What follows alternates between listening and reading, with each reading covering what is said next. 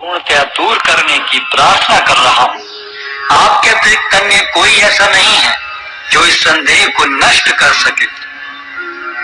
भगवान ने कहा, हे प्रथापुत्र, कल्याण कार्यों में निरत योगी का न तो इस लोक में और न परलोक में ही विनाश होता है। हे मित्र, भलाई करने वाला कभी बुराई से पराजित नहीं होता।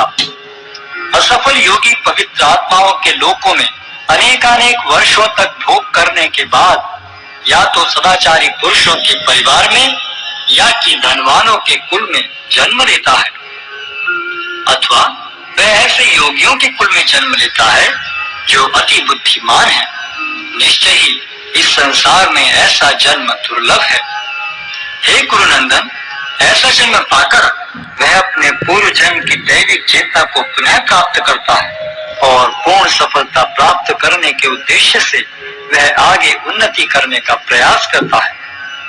अपने पूर्व जन्म की दैवी चेतना से वह न चाहते हुए भी स्वतः योग के नियमों की ओर आकर्षित होता है। ऐसा जिज्ञासु योगी शास्त्रों के अनुष्ठानों से परे स्थित होता है और जब योगी समस्त कर्म से शुद्ध होकर सच्ची निष्ठा से आगे प्रगति करने का प्रयास करता है तो अंततोगत्वा अनेकानेक जन्मों के अभ्यास के पश्चात सिद्धि लाभ करके वह परम गंतव्य को प्राप्त करता है। योगी पुरुष तपस्वी से, ज्ञानी से तथा सकाम कर्मी से बढ़कर होता है। अतः हे अर्जुन, तुम सभी प्रकार से योगी बनो और समस्त योगियों में से जो योगी अत्यंत श्रद्धा पूर्वक मेरे परायण है, अपने अंतःकरण में मेरे विषय में सोचता है और मेरी तृतीय प्रिय भक्ति करता है, वह योग में मुझसे परम अंतरंग रूप से युक्त रहता है और सबों में सर्वोच्च है। यही मेरा मत है।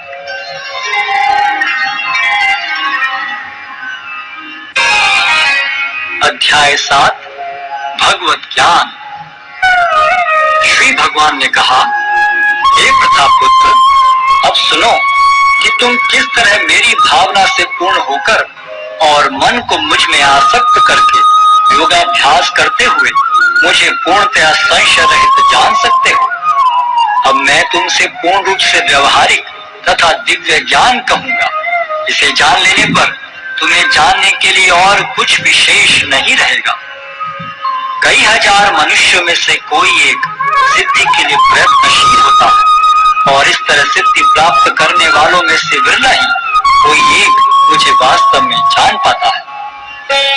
पृथ्वी, जल, अग्नि, वायु, आकाश, मन, बुद्धि तथा अहंकार, ये 8 प्रकार से विभक्त मेरी अपरा प्रकृतियां हैं। हे महाबाहु अर्जुन, इनके अतिरिक्त मेरी एक अन्य पराशक्ति है जो उन जीवों से युक्त है जो इस भौतिक अपरा प्रकृति के साधनों का विदोहन कर रहे हैं। सारे प्राणियों का उद्गम इन दोनों शक्तियों में है। इस जगत में जो कुछ भी भौतिक तथा आध्यात्मिक है उसकी उत्पत्ति तथा प्रलय मुझे ही जानो। हे धनंजय, मुझसे श्रेष्ठ कोई सत्य नहीं है। जिस प्रकार मोती धागे में गुथे रहते हैं उसी प्रकार सब कुछ मुझ पर ही आश्रित है। हे कुंती पुत्र, मैं जल का स्वाद हूँ, सूर्य तथा चंद्रमा का प्रकाश हूँ, वैदिक मंत्रों में ओंकार हूँ, आकाश में ध्वनि हूँ तथा मनुष्य में सामर्थ्य हूँ। मैं पृथ्वी की आद्य सुगंध और अग्नि की ऊष्मा हूँ। मैं समस्त जीवों का जीवन तथा तपस्वियों का तप हूँ। हे प्रथापुत्र, यह जान लो कि मैं ही समस्त जीवों का आदि बीज हूँ। बुद्धिमानों की बुद्धि तथा समस्त तेजस्वी पुरुषों का तेज हूँ। मैं बलवानों का कामनाओं तथा इच्छाओं से रहित बल हूँ। हे भरत श्रेष्ठ अर्जुन, मैं वह काम हूँ जो धर्म के विरुद्ध नहीं है। तुम जान लो कि मेरी शक्ति द्वारा सारे गुण प्रकट होते हैं, चाहे वे सतोगुण हो, रजोगुण हो या तमोगुण हो। एक प्रकार से मैं सब कुछ हूँ, किंतु हूँ स्वतंत्र। मैं प्रकृति के गुणों के अधीन नहीं हूँ, अपितु वे मेरे अधीन हैं।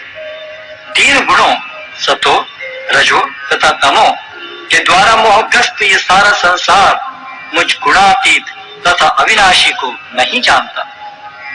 प्रकृति प्रकृति के 3 गुण वाली इस मेरी दैवी शक्ति को पार कर पाना कठिन है, किंतु जो मेरे शरणागत हो जाते हैं वे सरलता से इसे पार कर जाते हैं। जो निपट मूर्ख हैं, जो मनुष्यों में अधम हैं, जिनका ज्ञान माया द्वारा हर लिया गया है, तथा जो असुरों की नास्तिक